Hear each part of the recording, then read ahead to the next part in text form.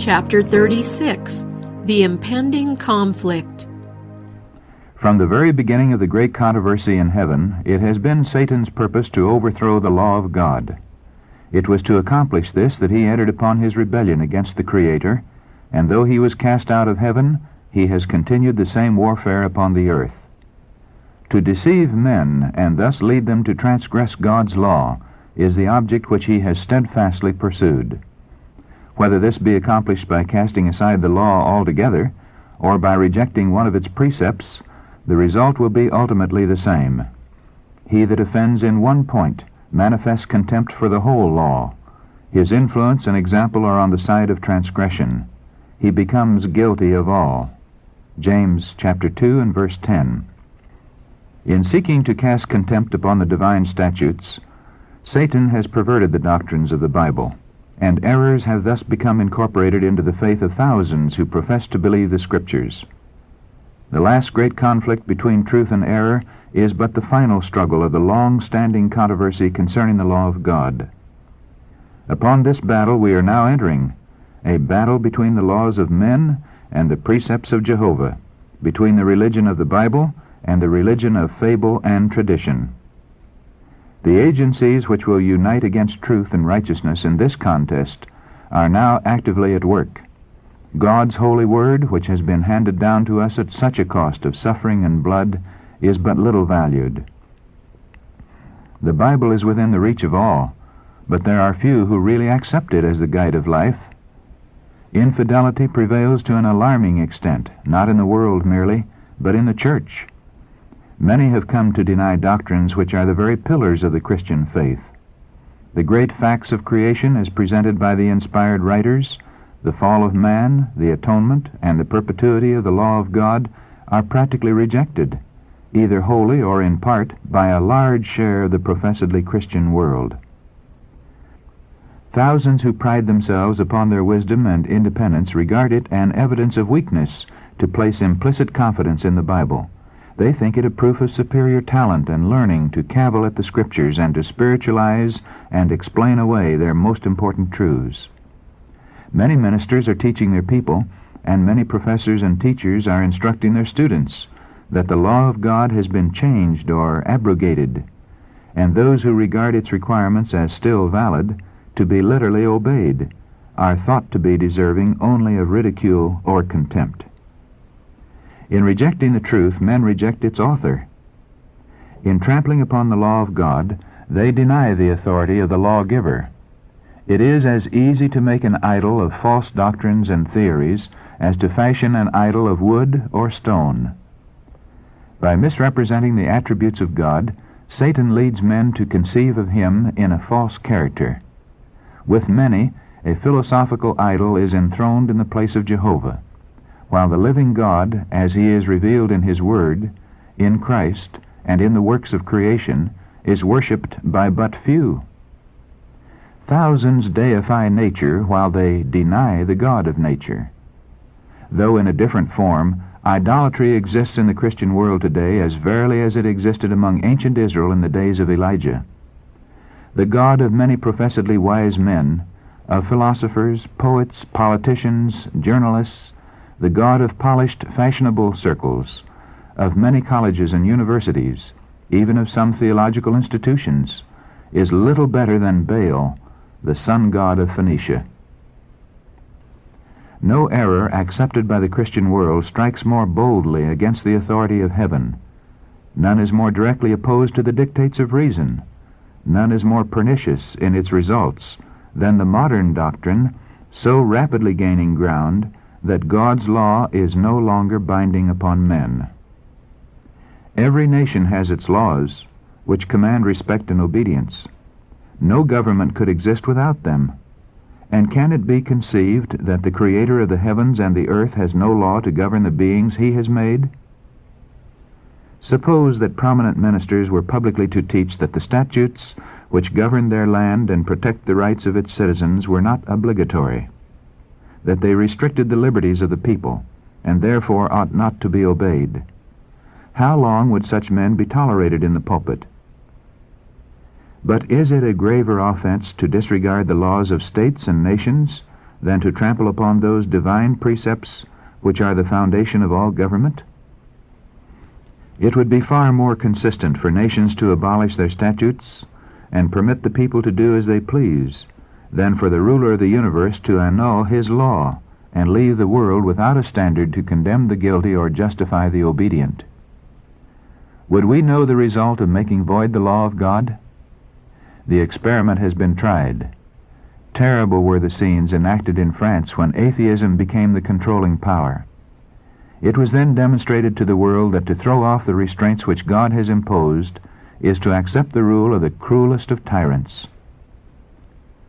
When the standard of righteousness is set aside, the way is open for the prince of evil to establish his power in the earth. Wherever the divine precepts are rejected, sin ceases to appear sinful or righteousness desirable. Those who refuse to submit to the government of God are wholly unfitted to govern themselves. Through their pernicious teachings, the spirit of insubordination is implanted in the hearts of children and youth, who are naturally impatient of control, and a lawless, licentious state of society results. While scoffing at the credulity of those who obey the requirements of God, the multitudes eagerly accept the delusions of Satan. They give the rein to lust and practice the sins which have called down judgments upon the heathen. Those who teach the people to regard lightly the commandments of God sow disobedience to reap disobedience. Let the restraint imposed by the divine law be wholly cast aside, and human laws would soon be disregarded. Because God forbids dishonest practices, coveting, lying, and defrauding, men are ready to trample upon his statutes as a hindrance to their worldly prosperity. But the results of banishing these precepts would be such as they do not anticipate. If the law were not binding, why should any fear to transgress? Property would be no longer safe. Men would obtain their neighbors' possessions by violence, and the strongest would become richest. Life itself would not be respected. The marriage vow would no longer stand as a sacred bulwark to protect the family. He who had the power would, if he desired, take his neighbor's wife by violence. The fifth commandment would be set aside with the fourth. Children would not shrink from taking the life of their parents if by so doing they could obtain the desire of their corrupt hearts. The civilized world would become a horde of robbers and assassins, and peace, rest, and happiness would be banished from the earth. Already the doctrine that men are released from obedience to God's requirements has weakened the force of moral obligation and opened the floodgates of iniquity upon the world. Lawlessness, dissipation, and corruption are sweeping in upon us like an overwhelming tide. In the family, Satan is at work. His banner waves even in professedly Christian households. There is envy, evil surmising, hypocrisy, estrangement, emulation, strife, betrayal of sacred trusts, indulgence of lust. The whole system of religious principles and doctrines, which should form the foundation and framework of social life, seems to be a tottering mass, ready to fall to ruin.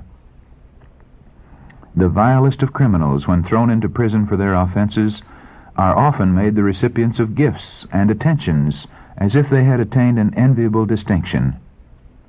Great publicity is given to their character and crimes. The press publishes the revolting details of vice, thus initiating others into the practice of fraud, robbery, and murder. And Satan exults in the success of his hellish schemes. The infatuation of vice, the wanton taking of life, the terrible increase of intemperance and iniquity of every order and degree should arouse all who fear God to inquire what can be done to stay the tide of evil.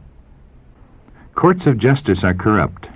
Rulers are actuated by desire for gain and love of sensual pleasure.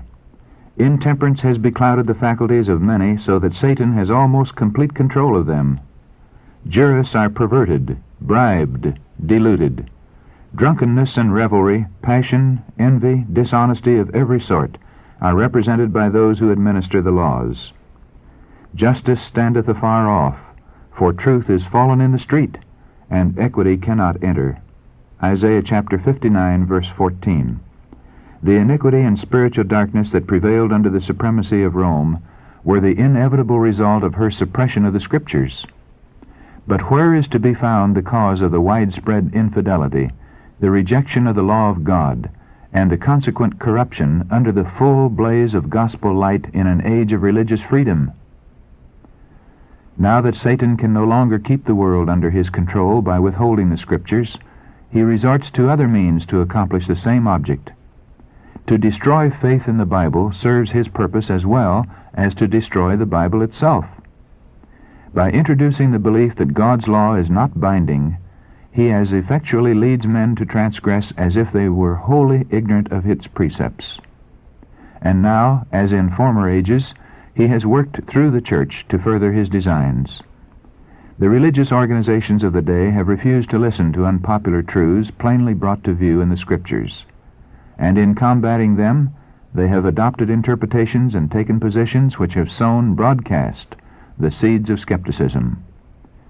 Clinging to the papal error of natural immortality and man's consciousness in death, they have rejected the only defense against the delusions of spiritualism.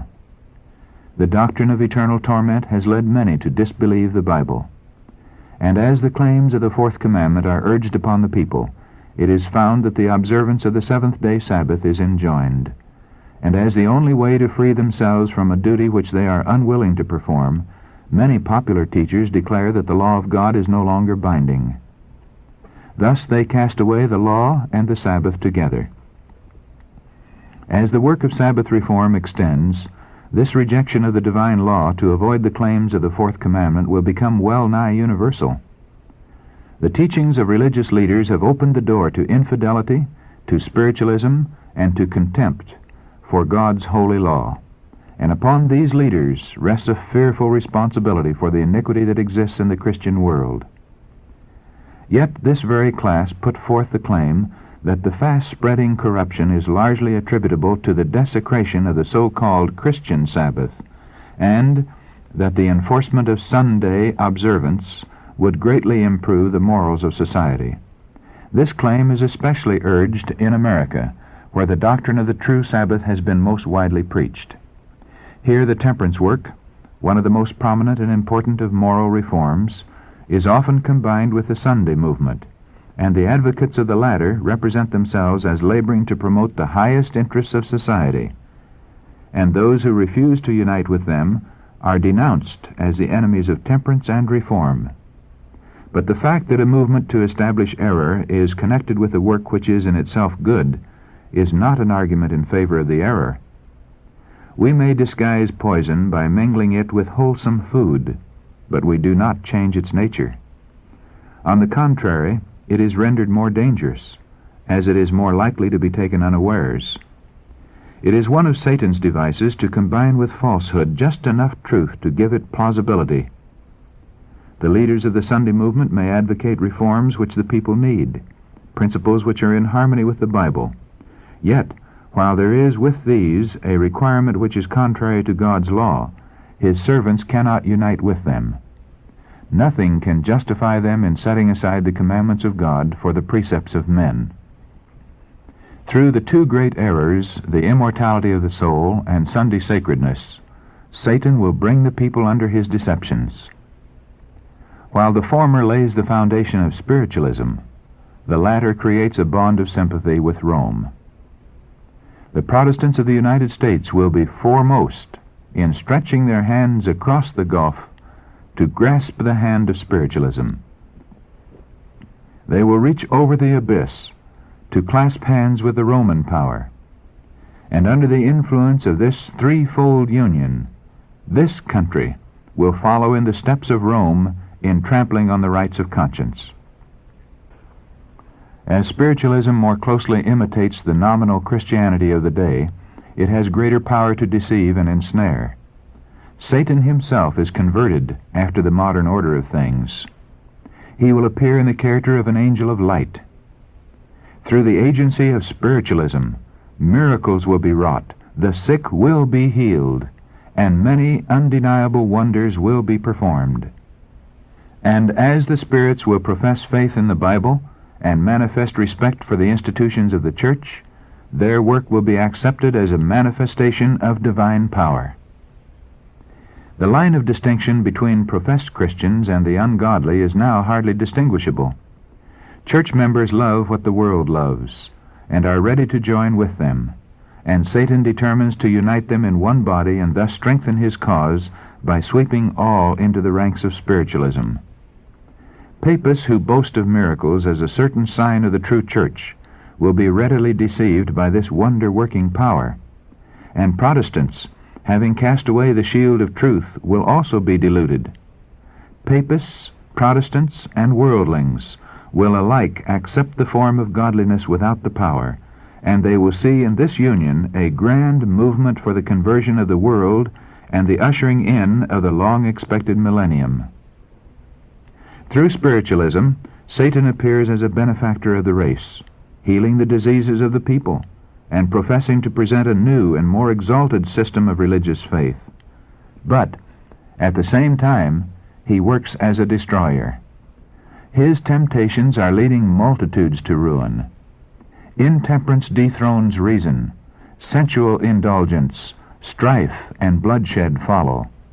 Satan delights in war, for it excites the worst passions of the soul and then sweeps into eternity its victims steeped in vice and blood. It is his object to incite the nations to war against one another, for he can thus divert the minds of the people from the work of preparation to stand in the day of God. Control of the elements. Satan works through the elements also to garner his harvest of unprepared souls. He has studied the secrets of the laboratories of nature, and he uses all his power to control the elements as far as God allows. When he was suffered to afflict Job, how quickly flocks and herds, servants, houses, children were swept away, one trouble succeeding another as in a moment. It is God that shields his creatures and hedges them in from the power of the destroyer. But the Christian world have shown contempt for the law of Jehovah, and the Lord will do just what he has declared that he would. He will withdraw his blessings from the earth and remove his protecting care from those who are rebelling against his law and teaching and forcing others to do the same. Satan has control of all whom God does not especially guard. He will favor and prosper some in order to further his own designs, and he will bring trouble upon others and lead men to believe that it is God who is afflicting them. While appearing to the children of men as a great physician who can heal all their maladies, he will bring disease and disaster until populous cities are reduced to ruin and desolation. Even now he is at work. In accidents and calamities by sea and by land, in great conflagrations, in fierce tornadoes and terrific hailstorms, in tempests, floods, cyclones, tidal waves, and earthquakes, in every place and in 1,000 forms, Satan is exercising his power. He sweeps away the ripening harvest, and famine and distress follow. He imparts to the air a deadly taint, and thousands perish by the pestilence. These visitations are to become more and more frequent and disastrous. Destruction will be upon both man and beast. The earth mourneth and fadeth away, the haughty people do languish. The earth also is defiled under the inhabitants thereof, because they have transgressed the laws, changed the ordinance, broken the everlasting covenant. Isaiah chapter 24, verses 4 and 5. And then the great deceiver will persuade men that those who serve God are causing these evils. The class that have provoked the displeasure of heaven will charge all their troubles upon those whose obedience to God's commandments is a perpetual reproof to transgressors. It will be declared that men are offending God by the violation of the Sunday Sabbath, that this sin has brought calamities which will not cease until Sunday observance shall be strictly enforced, and that those who present the claims of the fourth commandment, thus destroying reverence for Sunday, are troublers of the people, preventing their restoration to divine favor and temporal prosperity. Thus the accusation urged of old against the servant of God will be repeated, and upon grounds equally well established. And it came to pass when Ahab saw Elijah, that Ahab said unto him, Art thou he that troubleth Israel? And he answered, I have not troubled Israel, but thou and thy father's house, in that ye have forsaken the commandments of the Lord, and thou hast followed Baalim. 1 Kings chapter 18, verses 17 and 18. As the wrath of the people shall be excited by false charges, they will pursue a course toward God's ambassadors very similar to that which apostate Israel pursued toward Elijah. The miracle-working power manifested through spiritualism will exert its influence against those who choose to obey God rather than men. Communications from the spirits will declare that God has sent them to convince the rejectors of Sunday of their error, affirming that the laws of the land should be obeyed as the law of God. They will lament the great wickedness in the world and second the testimony of religious teachers that the degraded state of morals is caused by the desecration of Sunday. Great will be the indignation excited against all who refuse to accept their testimony. Satan's policy in this final conflict with God's people is the same that he employed in the opening of the great controversy in heaven. He professed to be seeking to promote the stability of the divine government, while secretly bending every effort to secure its overthrow. And the very work which he was thus endeavoring to accomplish, he charged upon the loyal angels. The same policy of deception has marked the history of the Roman Church. It has professed to act as the vicegerent of heaven, while seeking to exalt itself above God and to change his law. Under the rule of Rome, those who suffered death for their fidelity to the gospel were denounced as evildoers. They were declared to be in league with Satan, and every possible means was employed to cover them with reproach, to cause them to appear in the eyes of the people and even to themselves as the vilest of criminals. So it will be now. While Satan seeks to destroy those who honor God's law, he will cause them to be accused as law-breakers, as men who are dishonoring God and bringing judgments upon the world. God never forces the will or the conscience, but Satan's constant resort to gain control of those whom he cannot otherwise seduce is compulsion by cruelty. Through fear or force, he endeavors to rule the conscience and to secure homage to himself. To accomplish this, he works through both religious and secular authorities, moving them to the enforcement of human laws in defiance of the law of God. Those who honor the Bible Sabbath will be denounced as enemies of law and order, as breaking down the moral restraints of society, causing anarchy and corruption, and calling down the judgments of God upon the earth. Their conscientious scruples will be pronounced obstinacy, stubbornness, and contempt of authority. They will be accused of disaffection toward the government. Ministers who deny the obligation of the divine law will present from the pulpit the duty of yielding obedience to the civil authorities as ordained of God. In legislative halls and courts of justice, commandment keepers will be misrepresented and condemned. A false coloring will be given to their words. The worst construction will be put upon their motives. As the Protestant churches reject the clear scriptural arguments in defense of God's law, they will long to silence those whose faith they cannot overthrow by the Bible. Though they blind their own eyes to the fact, they are now adopting a course which will lead to the persecution of those who conscientiously refuse to do what the rest of the Christian world are doing and acknowledge the claims of the papal Sabbath. The dignitaries of church and state will unite to bribe, persuade, or compel all classes to honor the Sunday. The lack of divine authority will be supplied by oppressive enactments. Political corruption is destroying love of justice and regard for truth, and even in free America, rulers and legislators, in order to secure public favor, will yield to the popular demand for a law enforcing Sunday observance. Liberty of conscience, which has cost so great a sacrifice, will no longer be respected. In the soon coming conflict we shall see exemplified the prophet's words, "The dragon was wroth with the woman, and went to make war with the remnant of her seed, which keep the commandments of God and have the testimony of Jesus Christ." Revelation 12:17.